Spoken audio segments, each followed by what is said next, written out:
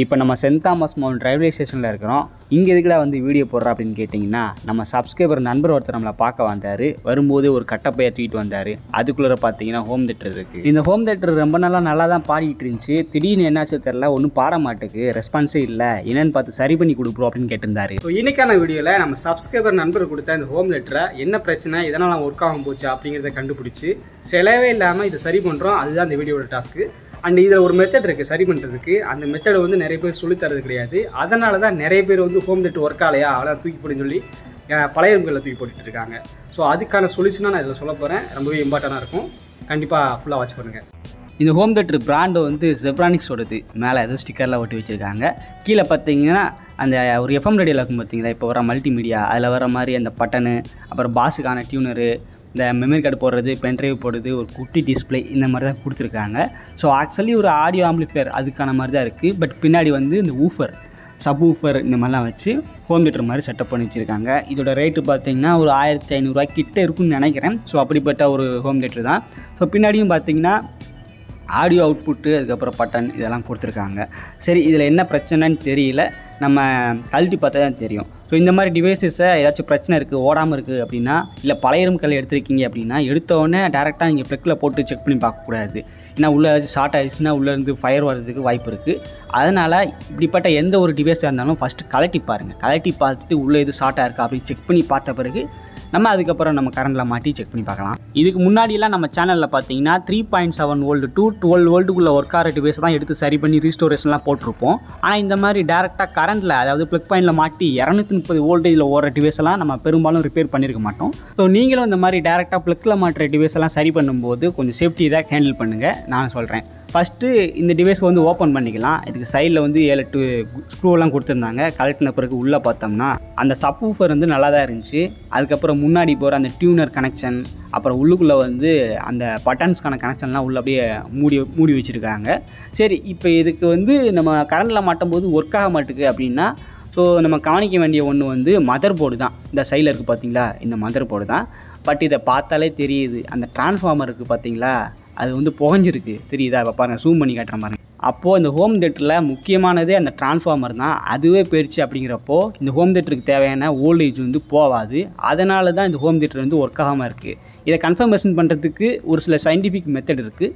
But பார்த்த உடனே கண்டுபிடிக்கலாம் அப்படி சொல்லுவாங்களே, அதுதான் இந்த மெத்தடு. டிரான்ஸ்ஃபார்மர் வந்து புகஞ்சு போயிருக்கு, இல்லைனா அதுலேருந்து ஸ்மெல் வருது அப்படின்னா அது வந்து ஷார்ட் ஆகிடுச்சு அப்படின்னு அர்த்தம். பழைய ரேடியோவில் அந்த டிரான்ஸ்ஃபார்மர்லாம் பார்த்தீங்கன்னா தனியாக வச்சுருப்பாங்க, முகட்டார்ன்னு இருக்கும், வெயிட் ஜாஸ்தியாக இருக்கும். ஸோ அதெல்லாம் ஃபால்ட் ஆச்சுன்னா அப்படியே ஈஸியாக ரிமூவ் பண்ணிடலாம். ஆனால் இந்த மாதிரி இப்போ வர்ற டிரான்ஸ்ஃபார்மர் பார்த்தீங்கன்னா அந்த போர்டோட சேர்த்து வச்சுருப்பாங்க, எஸ்எம்பிஎஸ்ன்னு சொல்லுவாங்க. ஸோ இந்த மாதிரி வர்றதுனால இதை மட்டும் தனியாக கழட்டுறதே ரொம்ப ரிஸ்க்கு தான். ஆக்சுவலி டிரான்ஸ்ஃபார்மரை பற்றி நம்ம ஸ்கூலில் படிச்சிருப்போம், மின் மாற்றின்னு சொல்லிட்டு ஒரு டாபிக் இருக்கும். அப்போ படிக்கும்போது ஒன்றுமே புரியாது. இந்த டிரான்ஸ்ஃபார்மர் எப்படி ஒர்க் ஆகுது, எதனால் இது யூஸ்ன்னு கேட்டிங்கன்னா, இப்போ கரண்டில் மாட்டோம் 230 வோல்ட் வருது. அதை டேரெக்டாக இந்த ஹோம் தேட்டருக்கு அந்த போர்டில் கொடுத்தோம்னா எல்லாமே ஷார்ட் ஆகி ஸ்பீக்கர்லாம் புகஞ்சு போயிடும். ஸோ அதனால் அந்த மதர் போர்டுக்கு பார்த்தீங்கன்னா கம்மியான வோல்டேஜ் தான் தேவை. ஒரு 20 to 30 வோல்டேஜ்னு வச்சுக்கோங்களேன். ஒரு எக்ஸாம்பிளுக்கு சொல்கிறேன். இந்த 30 வோல்ட் வந்து டேரெக்டாக ப்ளக் பாயிண்டில் கிடைக்காது. ஏன்னா ப்ளக் பாயிண்டில் வந்து 230 வோல்டேஜ் தான் நம்ம வீட்டில் வந்துக்கிட்டு இருக்குது. சரி, அந்த 230 வோல்டேஜை வாங்கி இதுக்கேற்ற மாதிரி 30 வோல்ட்டாக கன்வெர்ட் பண்ணுறதுக்கு தான் இந்த டிரான்ஸ்ஃபார்மரை உள்ளே யூஸ் பண்ணுறாங்க. அதுக்கு பேர் தான் மின் மாற்றி. மின்சாரத்தை அதிகமான வோல்டேஜ்லேருந்து கம்மியான வோல்டேஜுக்கு மாற்றி தரும். இப்போதைக்கு இந்த டிவைஸில் பார்த்த உடனே டிரான்ஸ்ஃபார்மர் போயிடுச்சு அப்படின்னு கண்டுபிடிச்சாச்சு. ஸோ இதை விட டெக்னிக்கலாக மல்டிமீட்டர் வச்சு செக் பண்ணி பார்த்தா வேறு என்னென்ன காம்பனண்ட் போயிருக்கு அப்படின்னு ஈஸியாக கண்டுபிடிச்சிடலாம். சரி வாங்க, வளவலான்னு பேசாமல் மல்டிமீட்டரை வச்சு இந்த டெஸ்ட் பண்ணி ஒர்க்காக வைக்கலாம். இந்த டிரான்ஸ்ஃபார்மரை எப்படி டெக்னிக்கலாக செக் பண்ணுறதுன்னு பார்த்தோம்னா, ஃபஸ்ட்டு மல்டிமீட்டரை வந்து கண்டினியூட்டி மோடில் போட்டு வச்சுக்கோங்க. அதுக்கப்புறம் டிரான்ஸ்ஃபார்மரில் 4 டெர்மினல் இருக்கும். 2 வந்து டேரெக்டாக ப்ளக்கில் மாட்டுறது, 2 வந்து அவுட்புட்டு. ஸோ இப்படி ஏதாச்சும் ஒரு 2 டெர்மினல், ஒன்று ப்ளக்கில் மாட்டுற 2 டெர்மினல் இருக்குங்களா, அதில் வச்சோ, இல்லை அவுட்புட் இருக்குல்ல அதில் இந்த 2 டெர்மினல் வச்சோம்னா நமக்கு வந்து கண்டினியூட்டி மோடில் இருக்கும்போது அப்படி சவுண்டு வரக்கூடாது. அப்படி வந்துச்சுன்னா டிரான்ஸ்ஃபார்மர் ஷார்ட் ஆயிடுச்சுன்னு அர்த்தம்.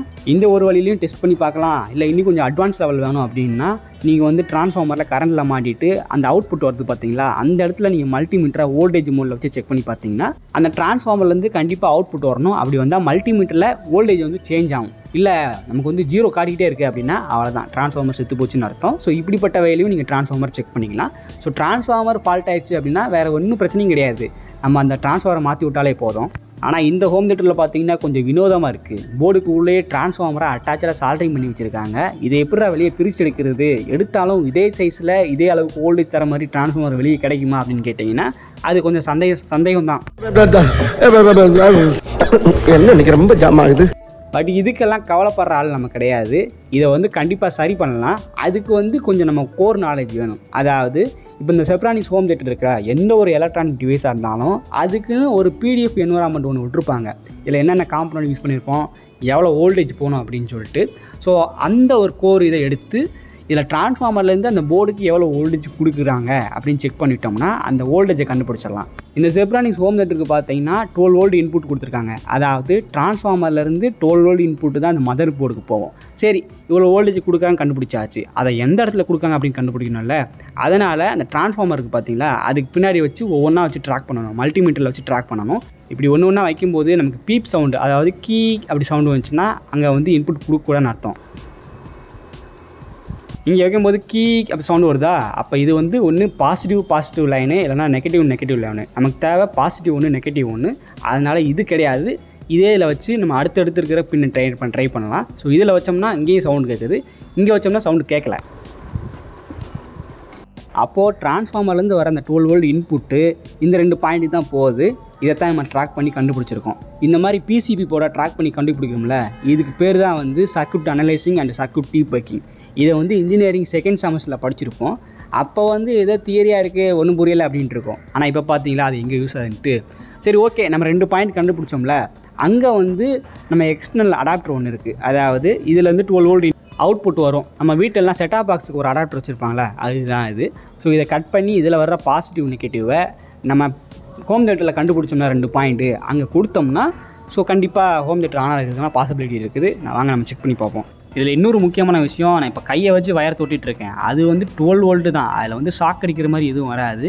ஸோ அதனால தான் நான் வச்சுக்கிட்டு இருக்கேன். நீங்கள் டேரெக்டாக கரண்ட்டில் மாட்டிட்டு அந்த ப்ளக் பாயிண்ட் அதெல்லாம் வைக்காதீங்க. இது வந்து வச்சோம்னா ப்ராப்ளம் கிடையாது. ஸோ எதுவாக இருந்தாலும் வைக்கிறதுக்கு முன்னாடி கேர்ஃபுல்லாக பண்ணிக்கேன். நான் இப்படி கையை வச்சு வைக்கிறேன்னா நீங்கள் வந்து இதிலே ஒரு வயரை சால்ட்ரிங் பண்ணி கையை வச்சு பண்ண முடியாத அளவுக்கு நீங்கள் கொஞ்சம் சேஃபாக பண்ணுங்கள். ஓகேவா? நான் ஒரு டெஸ்டிங் பர்பஸ்க்காக தான் பண்ணிகிட்ருக்கேன். ஓகே, நம்ம இன்புட்டு கொடுத்துட்டு இங்கே பார்த்தீங்களா ஹோம் தியேட்டர் ஆன் ஆயிடுச்சு. நான் சொன்னேன்ல, ஸோ இதுக்கு தேவையான இன்புட்டு கொடுத்துட்டா நமக்கு ஆன் ஆயிருன்ட்டு. இப்போ வந்து டிரான்ஸ்ஃபார்மர் இல்லைனாலும் இந்த 12 வோல்ட் அடாப்டரை வச்சு இந்த ஹோம் தியேட்டர் நம்ம ஒர்க்காக வச்சுக்கலாம். ஆனால் அந்த ஹோம் தியேட்டரில் டிரான்ஸ்ஃபார்மர் மட்டும் தான் பேருக்கு. அதனால தான் நம்ம எக்ஸ்டர்னலாக இன்புட் கொடுத்தோன்னே ஆன் ஆகிருச்சு. சப்போஸ் அந்த இதுக்கப்புறம் உள்ள அந்த பட்டன் இருக்குல்ல, அந்த செட்டப்பில் ஏதாச்சும் ஃபெயிலியரு இல்லை ஸ்பீக்கர் கனெக்ஷன் போகிறதுல அந்த மாஸ்பெட் எதுவும் போயிடுச்சு அப்படின்னா அதுக்கான காம்பனண்ட் வாங்கி போட்டாலே போதும். பட் இந்த ஹோம் தியேட்டரில் அப்படி எதுவுமே கிடையாது. ஜஸ்ட்டு டிரான்ஸ்ஃபார்மர் மட்டும் தான் போயிருக்கு. அதை தூக்கிட்டு அது பண்ணுற வேலையை நம்ம அடாப்டர் பண்ணுற மாதிரி செட் பண்ணிட்டோம். அதனால் இப்போ நல்லா ஒர்க் ஆகிட்டுருக்கு. சரி, ஹோம் தியேட்டர் ஆன் ஆச்சு. இப்போ பாட்டு போட்டு நம்ம நார்மலாக அந்த ஹோம் தியேட்டர் கரண்டில் கனெக்ட் பண்ணும்போது எப்படி சவுண்டெல்லாம் வந்துச்சு, இந்த பாஸு அதுக்கப்புறம் அந்த சவுண்ட் எஃபெக்ட்டு அதெல்லாம் கரெக்டாக வருதான்னு செக் பண்ணணும். ஏன்னா இப்போ 12 வோல்ட் கொடுத்துருக்கோம், இதில் பர்ஃபெக்டாக ஒர்க்காக செக் பண்ணி பார்க்கணும்ல. அதனால் செட்டப் பண்ணிவிட்டு இப்போ ஒரு பாட்டு ப்ளே பண்ண. நல்ல வேலை என்கிட்ட ஒரு மெமரி கார்டு இருக்குது. இது நான் பட்டன் ஃபோன் வச்சுருக்கேன், அதில் இருந்துச்சு. டச் ஃபோன்லாம் இப்போ யாரும் மெமரி கார்டு யூஸ் பண்ணுறா? இது வந்து பழங்காலத்து டிவைஸ் மாதிரி ஆயிடுச்சு இந்த மெமரி கார்டெலாம். சரி, ஓகே, மெமரி கார்டை போட்டு உடனே பாட்டு பாட ஆரம்பிச்சிச்சு நமக்கு.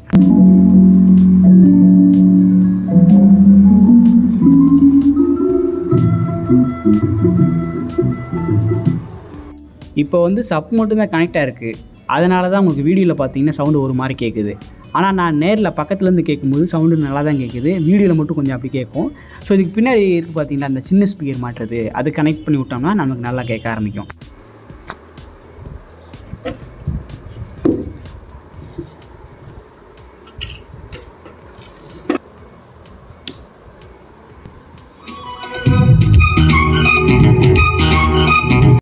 இதுக்கு மேலே பாட்டை போட்டால் நம்ம இளையராஜா வந்து காப்பிரைட் கொடுத்துருவார். ஸோ நம்ம ஹோம் தியேட்டர் பார்த்தீங்கன்னா நம்ம நினச்ச மாதிரியே கரெக்டாக ஒர்க் ஆகுதுங்க. நான் கூட 12 வோல்ட்டில் எதுவும் வால்யூம் கம்மியாகும், அதுக்கு தேவையான வோல்டேஜ் போகாமல் டவுன் ஆகும்னு நினச்சேன். பட் எல்லாமே பெர்ஃபெக்டாக அதை ஒர்க் ஆகிட்டுருக்கு.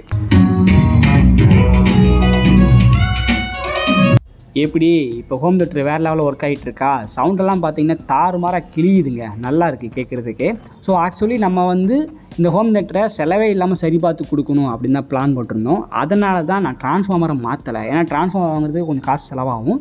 அதை மாற்றாமல் அந்த கனெக்ஷனை மட்டும் கட் பண்ணி விட்டு அங்கேருந்து அந்த அடாப்டர் 12 வோல்ட் அடாப்டர் செட் பண்ணி வச்சிட்டோம். இப்போ அடாப்டரே இந்த ஹோம் தியேட்டர் வேறு லெவலில் ஒர்க் ஆகிட்டு இருக்கு. இந்த ஹோம் தியேட்டரை சரி பண்ணிட்டோம், இதில் வந்து நல்லா பாட்டு பாடுது அப்படின்னு பார்த்த உடனே எனக்கு ரொம்ப சந்தோஷமாயிடுச்சு. இதை வந்து நம்ம சப்ஸ்கிரைபர் நண்பர்கிட்ட ஃபோட்டோ எடுத்து அனுப்புனேன், வீடியோ எடுத்து அனுப்புனேன். அவரும் பார்த்துட்டு ரொம்ப சந்தோஷப்பட்டார்.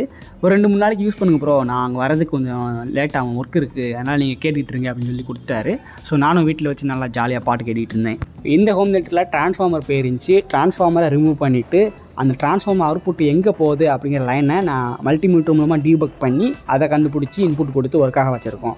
ஸோ உங்கள் வீட்லேயும் இந்த மாதிரி ஹோம் தியேட்டர் ஒர்க் ஆகலாம், நீங்கள் ட்ரை பண்ணலாம். பட் ட்ரை பண்ணுறதுக்கு முன்னாடி சேஃப்டி ரொம்ப முக்கியம். ஏன்னா இது வந்து 230 வோல்டேஜ் ப்ளக் பாயிண்ட்லேருந்து வந்துக்கிட்டு இருக்கும். அதனால் மல்டிமீட்டர் வச்சு எடுத்தவங்க ஒருத்தவங்க ப்ளக்கில் மாட்டி பார்க்காம ஃபஸ்ட்டு உள்ளே செக் பண்ணி பார்த்துட்டு அனலைஸ் பண்ணிவிட்டு அதுக்கப்புறம் ரிப்பேர் பண்ண ஸ்டார்ட் பண்ணுங்கள். ரிஸ்க் எடுக்காதீங்க. பெரிய பிரச்சனை இருந்துச்சுன்னா கடையில் போய்ட்டு சரி பண்ணிக்கோங்க. ஓகேவா? இந்த மாதிரி பிரச்சனை இருக்கும், இப்படி சால்வ் பண்ணலாம் அப்படின்னு சொல்கிறதுக்கு தான் இந்த வீடியோ. ஸோ இதை வந்து ரொம்ப சீரியஸாக எடுக்க வேணாம். தேங்க்ஸ் ஃபார் வாட்சிங். மீண்டும் ஒரு நல்ல வீடியோவில் சந்திக்கலாம். பாய்.